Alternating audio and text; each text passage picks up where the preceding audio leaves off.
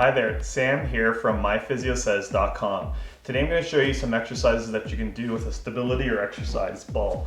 There's lots of things that you can do with this one piece of equipment. It's a great tool to have in your home gym. So here we go.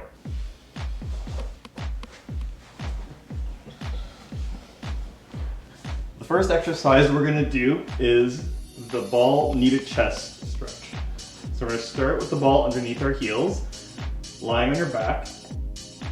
You're going to roll so that your knees are coming in and over your chest. You should feel a stretch in the glutes and the lower part of the back. And then out. You're going to roll in. We'll hold it for about 5 seconds. And then roll out. Next exercise you can do with the stability ball is the windshield wiper. In this case, the ball is going to be tucked in underneath our knees, supporting most of our legs. Your hands are going to be on the side for a little bit of support on the ground. And with here, you're going to roll so that your knees drop out to the side as far as you can go. You're going to get a good stretch at the end, and you're going to use your core muscles to help pull and rotate the ball over to the other side. This exercise is a great stretch at the end ranges and also works as a bit of a core strengthening exercise in between.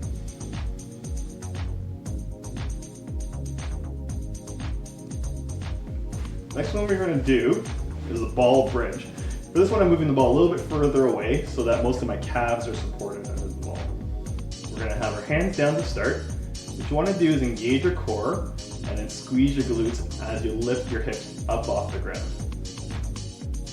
Your goal here is to get a straight line between your shoulders, hips, and knees. Make sure you don't push into any pain or discomfort into your low back.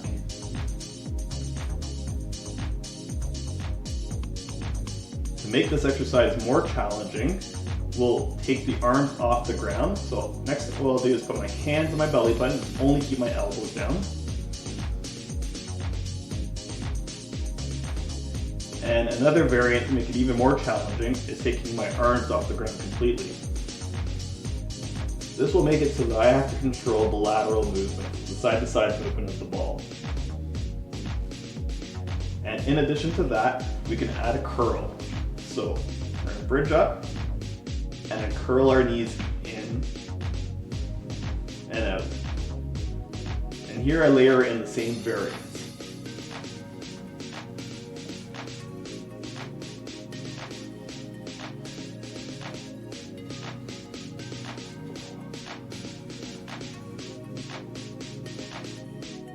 Next one we're going to do is a V-sit. So I'm going to put my legs on either side of the ball, and I'm going to squeeze them in, and I'll lift the ball up, meeting them at my hands. Here, using my core for stability, I'm going to control my legs on the way down, and then drop the ball down too. We go back up, meet at the middle, and then drop the ball down.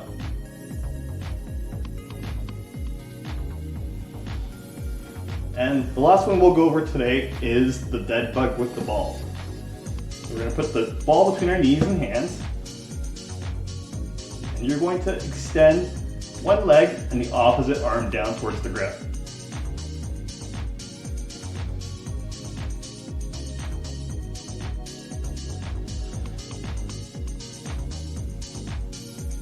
Now, beyond that, what I'd like to do is also just work on stabilizing on one leg.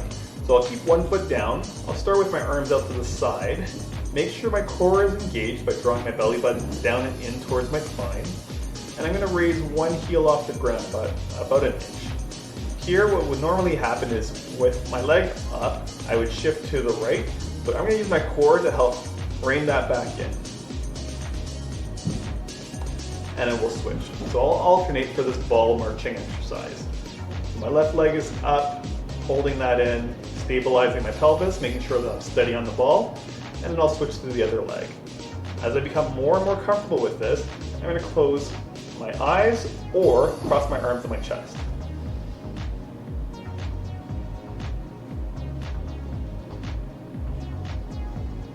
Now the other thing that we can do is we can add a little bit of a leg extension. This will challenge our hamstrings to elongate and stretch them while maintaining a proper back position. So I'll show you this one from the side as well. So again, sitting with that nice tall posture, I'm going to engage my core. I'll keep my arms out to the side to start. And what I want to do is extend one leg straight out, pulling the toes back for a further stretch. Now, what you might notice happening with this is when you kick out, there's going to be a tendency for your back to want to round out. I want you to keep your back nice and strong and maintain that position while I extend the leg.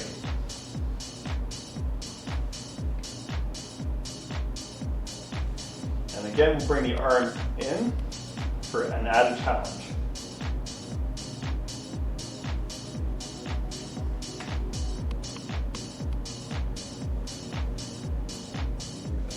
Now, the other thing that I might do to help with stability and core strength is a ball walkout. So sitting on the ball, I'll start back a little bit. I'm going to slowly walk out to the point where my head and my shoulders are supported by the ball, and I'm going to do a glute squeeze to lift my hips straight up towards the ceiling. I'll hold for 5 seconds, and on the way back, I'm going to do a little bit of a crunch. That'll bring me back up to the seated position. I'll show you again. We're going to walk out slowly, rolling out to the point where my head and my neck are supported, and then I'll engage my glutes to help lift my hips up.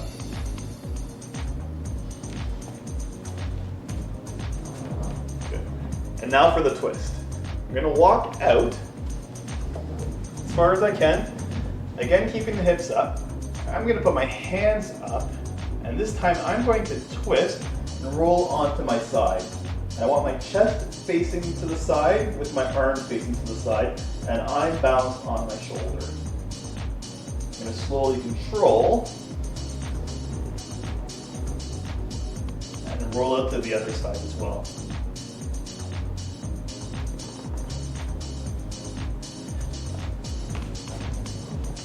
Now this one's a bit more of an advanced technique, so make sure that you feel comfortable and stable with the ball before trying that. And the next thing I'll show you is actually kneeling for an exercise called Kiss the Ball. I'm starting with my hips in contact with my heels and my forearms rested on the ball. What I'm going to do is push the ball out and roll out, following but with my hips. I'm going to stabilize in the end and then tuck back in.